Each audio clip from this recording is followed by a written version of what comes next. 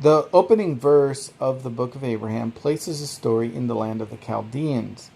Several references to the city of Ur and Ur of the Chaldees are also presented in the text. This location is said to be the residence of Abraham's fathers and Abraham's own residence and country. The Book of Abraham gives some specific details about Ur and this land of the Chaldeans that are not found in the Genesis account. This includes an apparent degree of Egyptian cultural and religious influence in the area and being in or near the vicinity of the plain of Olishem.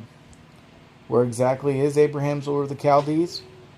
For centuries, the traditional location for Muslims, Jews, and Christians was the city of Urfa, modern Sanliurfa, in southeast Turkey.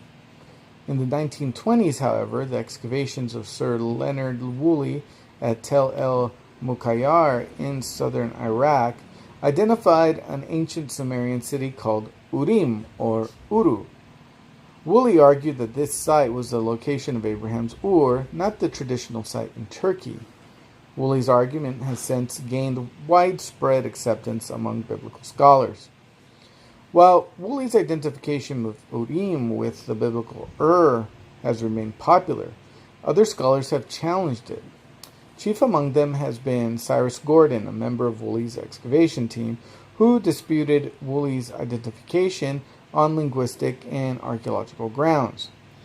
He and a vocal minority of scholars have argued for candidates in northern Syria and southern Turkey as being Abraham's Ur.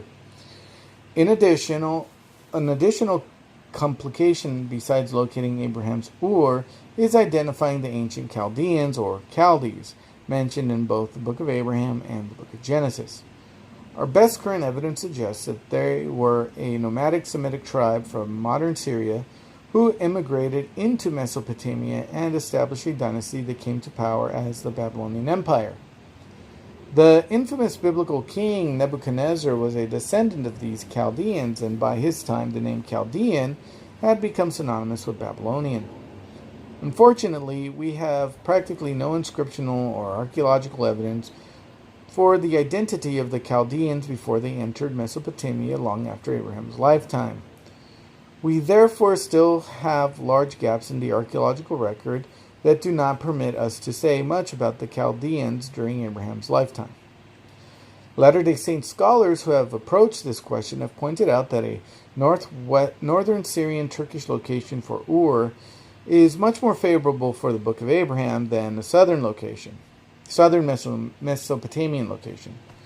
For one thing, as mentioned, the Book of Abraham mentions some kind of Egyptian cultural influence or presence in and around Abraham's homeland of Ur. Abraham's kinsmen included the god of Pharaoh in their worship, along with a priest of Pharaoh to carry out the rituals and practice ritual human sacrifice after the manner of the Egyptians.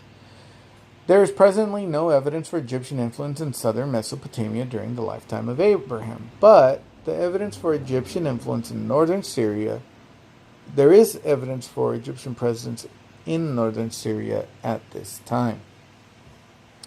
Additionally, the proximity of Abraham's Ur to the plain of Olishem is an important geographical detail that works best in a northern as opposed to southern location.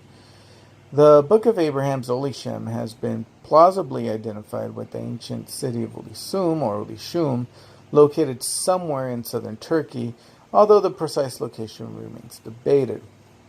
Taken together, the evidence from the Book of Abraham text and external archaeological and inscriptional sources can reasonably point us in the general direction of modern northern Syria and Turkey as the ancient homeland of Abraham. While there are many questions that scholars still grapple with, enough evidence has surfaced over the years that paint a generally reliable picture of the historical and geographical world described in the Book of Abraham.